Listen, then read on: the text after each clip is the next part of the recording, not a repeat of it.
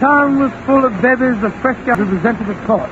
The papers were full of accounts of dinners, forays, garden parties, and all the rest of what now seems like a forgotten life. Naturally, all this meant very little to Holmes. Consequently, I was more than a bit surprised on returning one afternoon to our Baker Street lodgings to find him deep in a veritable snowdrift of illustrated society magazines and papers.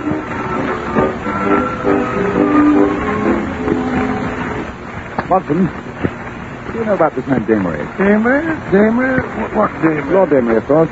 He took his photograph in all the society weekdays. Oh, that's true. The fellow's a household word in society. Yes. He's a man of the world with a natural turn to diplomacy, and he's asked me for a 4:30 appointment at Atlantic. You mean that Lord Damery's coming here? But it's 4:30 now, and look at the mess of the place he's in. Calm yourself. That is Mrs. Hudson. Lord Damery is not paying a visit to Baker Street to investigate our housekeeping, but to consult me. In my professional capacity. That will be the gentleman now, unless I'm very much mistaken. Punctual to the minute. Take a look out of the window, will you, Watson? That's a good fellow. Really, Holmes. Why you always expect me to play Sister Anne for you? Oh, all right, very well. Yes, Mrs. Hudson. She's up in the door to us. She's out in the front step making his curtsy. Oh, Monsieur Dana. He's removing his hat and bag. His lordship must have got a very expensive tailor. Every detail, from his black satin cravat to his patent leather shoes, is perfect. The shape must have cost him a penny. Really, an unmarried man, our Lord Damery. Why do you say that, Holmes? Well, only a bachelor squanders money on his wardrobe with such a lavish hand. The married man is too busy putting his wife's bills for feathers and furbelows. Oh, but it's worth it, my dear fellow. It's worth it, the pleasure of seeing the lady of one's choice in a fetching new bonnet. Or an agitating trip. You can omit a rhapsody, my dear Watson. Our visitor is just outside the door. Come in. Lord Damery, I presume. And this must be the celebrated Mr. Sherlock Holmes.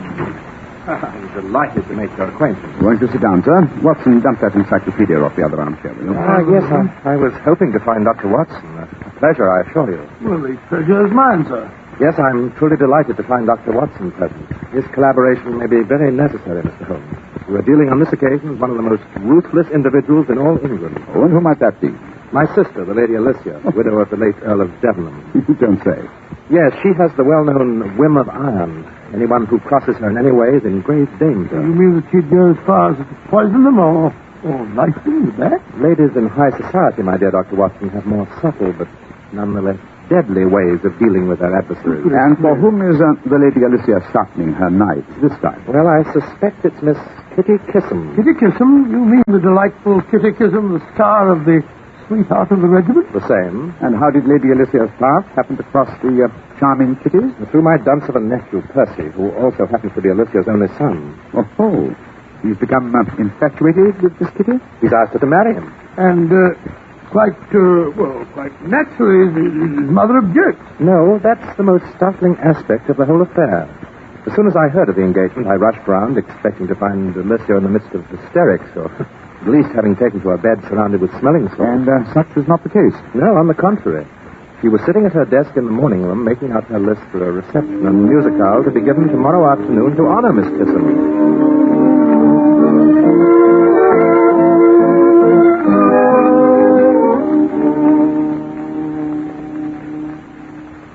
Lord and Lady Coverdale, the Duke of Rottington, Lady Windermere. Well, I must say, my dear Alicia, I hardly expect to find you in such a cheerful mood. Why not? After all, what this family needs is new blood. They told me dear Kitty's father was a butcher and her mother a barmaid. Yes, I'm sure Percy should be very, very happy with the dear little thing. She's bound to make a big impression on all our friends. Alicia, I don't like the way you say that. You have that certain glint in your eye. What glint, dear? The glint you had the evening you met the Lady Eustacia de Vere at the top of the grand staircase at Buckingham Palace. Yes, we've been quarreling all the winter. With such fun. Yes, you smiled politely and let her speak color. Then you deliberately stepped on her train, ripping it off at the waist, revealing the fact that she wore certain red flannel undergarments. Dear Eustacia, she was the laughing stock of Mayfair. I warn you, Alicia, Kitty Kissam is no Lady Eustacia. Of course not, darling. She's no lady at all. That's what makes me so anxious to have our friends meet her.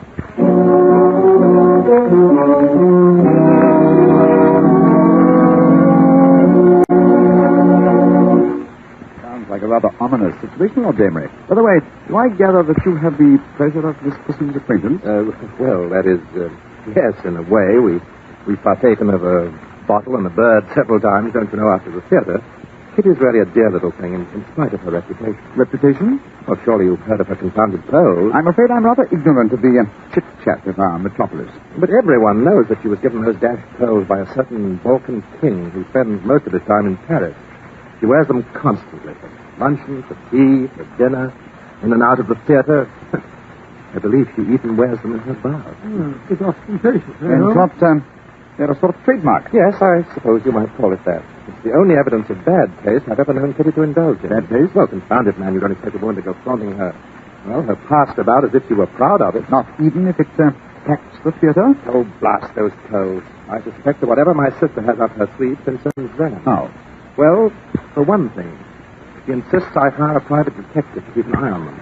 Says she doesn't want to run the risk of having them stolen in her house. Very solicitous of her. Eh, Watson? Why not solve the whole situation by suggesting to Miss Kitty that she leave her jewels at home? But I've tried. And, well, there are times when Kitty Kissam can be as difficult as my sister. She absolutely refuses. She says she would as soon appear in public without her petticoats as without her pearls. I've warned her that my sister Alicia means business. But she says no grande dame is going to get the better of her. Oh, an interesting situation, eh, Watson? It reminds me One of society's leading hostesses in conflict with one of the theater's most popular leading ladies. Well, I've been trying to bet on Miss Kitty. You don't know my sister Alicia. What makes you so positive that your sister is still opposed to the match between your nephew and Miss Kitty? Because in the first place, Percy can't afford to marry an actress. He has no money and is quite incapable of earning a living. My sister had a match practically arranged between him and Lord Beaverbottom's oldest daughter. He's the millionaire now. And in the second place, Kitty must be a good 10 years older than the boy. Well, she doesn't look like it. No, she's an actress. In short, you don't approve of the match, but you'd hate to see your sister put one over on Miss Kitty Kissam. Yes, that's the situation in a nutshell. Now, I beg of you, Mr. Holmes, come and keep an eye on things. Ostensibly, you'll be there to guard these silly pearls, but in reality, I want you to, well, prevent any unpleasantness that might harm Miss Kissam's professional popularity. After all, she's a dashed fine actress, you know. Yes, and an equally delightful supper partner, eh?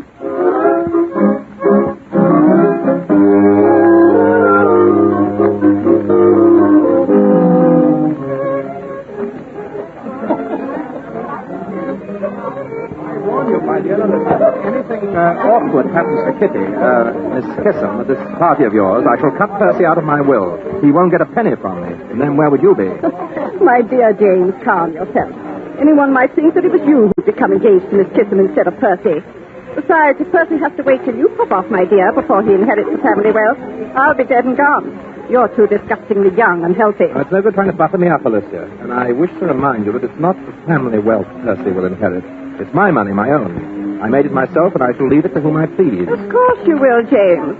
But we Damerys are famous for sticking together, aren't we, sweet? Oh, look. Who is the lean, rapacious, and very distinguished man who just entered? Sherlock Holmes and Dr. Watson. Oh, these are the gentlemen I've asked to guard Miss Kissam's pearls. And I warn you, Alicia, Sherlock Holmes has the best brain in England, so no monkey tricks. Don't be vulgar, James, my pet. Ah, they've seen you. Coming over. And all of a flutter.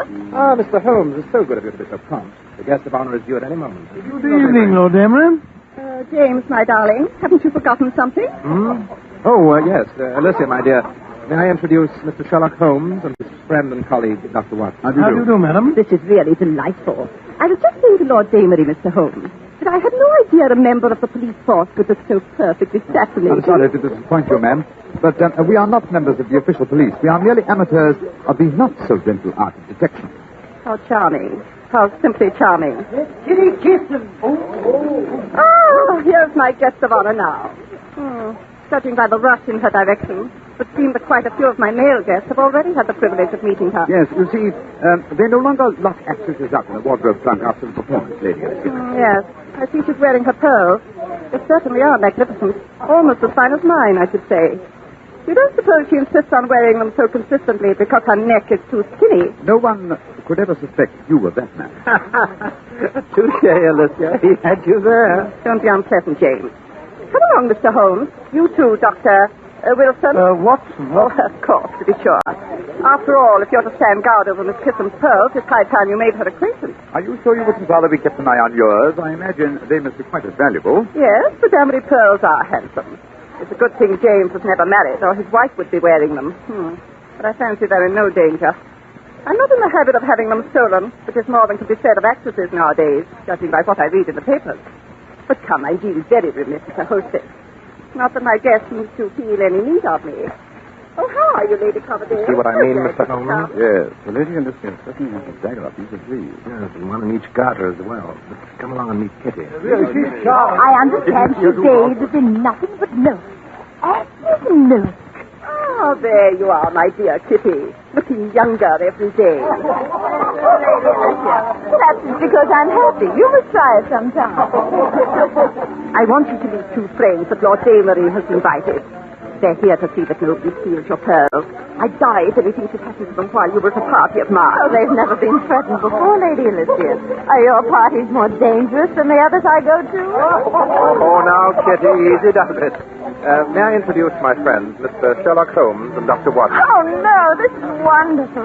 I've read all of Dr. Watson's famous account of your wonderful adventure. Oh, thank you so much. Your sensationalism, my dear Miss Kissam. I don't believe it for a moment. Such wonderful dramatic material. Have you ever thought of writing them into a play, Dr. Well, Watson? that's already been done most successfully with a great American actor, Mr. William Gillette, who plays the leading role himself. And does a far more creditable job of it, no doubt, than I could myself. Oh, I never believe that either. Yes. Have you ever thought of playing the boards, Mr. Holmes? There's a certain, shall we say, voltage about you. You would make a very exciting performer. No. Don't you try and persuade him to change his met here, Miss Kitty. I'll never be able to follow him onto the stage. Mother, my dear, this would never do. Hello, Percy. We can't allow these two people to monopolize you, Kitty, my sweet. You must meet some of our other friends. All in good time, Percy. First, give your fiancé a chance to catch her breath. Kitty, my dear, you must have a glass of champagne to brace you for the ordeal of meeting all these people. Percy, tell Paddleford to bring that tray over here. Oh, very well, dear. I'm sure Mr. Holmes and Dr. Watson could do with a spot. There's a bar in the anteroom here if you'll just step in for a moment. James, my dear, aren't you forgetting what these gentlemen are here for? We can't leave Kitty unprotected. Ah, here's Paddleford. Allow me, Kitty, my sweet. Oh, thank you, Lady Elizabeth. And a glass for you, Mr. Holmes, and one for... Oh, how clumsy of me. Get a towel, run, Percy. James, your handkerchief. Oh, I soaked Miss Kissam's beautiful sleeves. Oh, dear. Look out for the glasses. Get them swept up, Paddleford, quick. Easier, easy. You're not hurt, are you, Kitty? The tray went right past your shoulder. Oh, no, I'm quite all right. Oh, but your sleeve, your beautiful sleeve, it's soaked. Oh, it doesn't matter, really. Here's the towel, my dear. Just let me pat it dry. Good heavens. What is it? Your pearls. They're missing. Someone has stolen Miss Kissam's pearls. Dear. Now, control yourself, Alicia. They must have come loose in the excitement. No, they were stolen. I knew they would be. Oh, yes. I rather suspected the same thing myself, Lady Alicia. Of course, they must be found. We must search everybody. Oh, no, please. Oh, this is awful. It's so embarrassing for everyone. Alicia, have you gone out of your mind? Your sister's quite right, Lord Damery. We must search everybody. It's the only way to recover the pearls, and you and John Levy and the Lady Alicia will be the first to be searched. But that's preposterous. Yes, I know it is, but you can hardly expect your guests to submit to the indignity of a search if you don't set them an example. So shall we adjourn to the anteroom, Lady Alicia?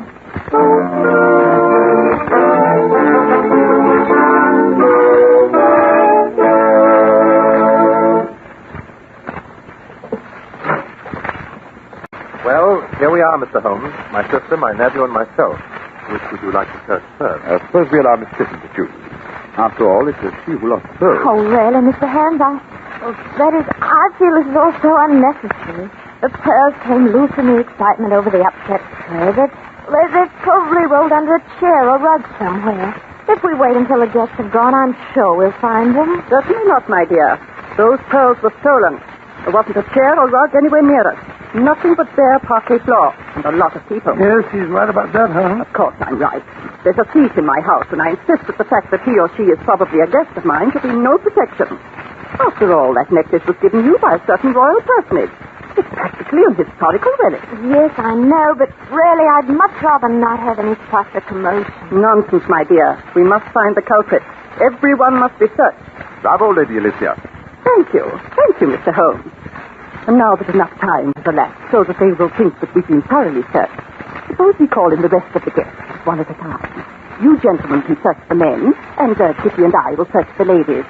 Behind that screen. Oh, please, I'd be much happier if you wouldn't. Nonsense. Let's get on with it. Right. But I still insist the search begin with the camera. Oh, very well, if you insist on being a stickler for form. I suppose Percy and Lord Damery may as well turn out their pockets. No, Lady Alicia, we should begin with you. Me? But I haven't any pockets. I don't even carry a reticule. So where could I hide anything? In your bodies. And Miss Kissam, if you will investigate Lady Alicia's body. The idea. The very idea. Oh, I'd much rather not. Very well. If you won't, Kitty, I will. James, don't you dare. James, take your hands off my neck. That's an outrage. James! Stop it. I'm sorry, but I can't let this pass go on. That is, it's not worth it. That is, well, you see, those pearls aren't real. My dear, you mean the king gave you imitation jewelry? That whole story was made up by my publicity agent. He thought it would be good for me. I rather suspect you knew the pearls were imitation the first time you saw them. That's why you planned to show me up. But all these stories about you and the king... Oh, I'm so sorry to disappoint you, Percy, but I'm really quite a respectable person. I've never met a king. Well, I must say this is a blow. A surprise, I mean. I shall be terribly ragged by my pals, you know. They were all rather envious of me. Well, after all, no one needs to know. We don't have to publicize this thing to the world. Oh, but I must tell my guests, James, dear. After all, I owe them some explanation if I let the whole matter drop after making such an issue of things. I'm sure that everyone will be interested to know that not only are Miss Kissam's pearls not real, but Miss Kissam is somewhat of an imposter herself. But how could you know the pearls were false, Mother dear? After all, ladies don't wear imitation jewels. And actresses don't wear trinkets given them by men who don't consider them ladies. Here is your engagement ring, Percy. Well, I didn't really... Oh, this is... Keep the ring as a remembrance, don't you know? Thank you, Percy, but I'd rather not. Well, Alicia, now that you've accomplished the result for which the party was undoubtedly given, suppose you let me send the guests home. Oh, not before I've had a chance to explain. You'll do nothing of the kind. If Kitty Kissam wants people to think a king gave us some pearls, that's her business. Thank you, Lord Damery, but it really doesn't matter. I'd just as soon they did know. That story of the royal pearls was beginning to make me feel just a bit foolish. Oh, I'll admit it was helpful when I was just a struggling small-part player, but now, well, I flatter myself that my hold on the ladder of success is firm enough so that it'll take more than a few imitation pearls to shake me loose. Bravo, Miss Kitty. I salute your courage. Thank you, Mr. Holmes. I say, look here. Perhaps I've been a bit hasty, don't you know? You keep your silly mouth shut. I'll handle this from now on. You stay here, Alicia. I'm going to explain the situation to our guests. But James... Alicia, shut up! Well, really? I'm afraid, Mr. Holmes, there's a streak of vulgarity in my brother. I'm sure I don't know where it comes from. Oh, probably from the same place he gets his honesty and sense of fair play. Dear me, don't tell me you're going to be cross with me, too. By the way, whatever made you think that I might have secreted Miss Kissam's pearls in my body? My dear Lady Alicia, when something of value disappears during a manufactured commotion, the first one suspected should be the person who did the manufacturing.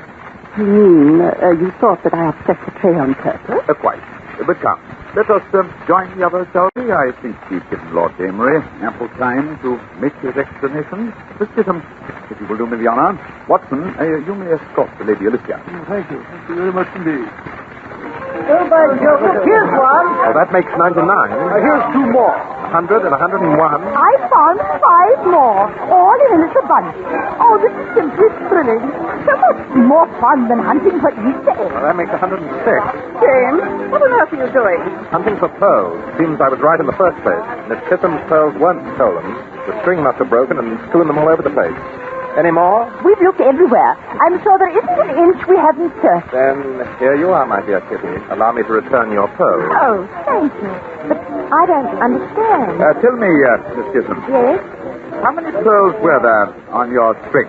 105. But Holmes, Lord Damery, just counted them. He mentioned 106. There's one more pearl now than there was when it was stolen. incredible. It's absolutely impossible. No, my dear Watson, no. It's not incredible. It's not even impossible. It's merely enlightening. What do you deduce from the presence of this added fruit of the humble oyster, Lady Alicia? Perhaps you can explain why there are now 106 pearls in Miss Giffen's necklace. Did you say 106? But my necklace, the Damery pearls have 106. Good heavens, my necklace, it's gone.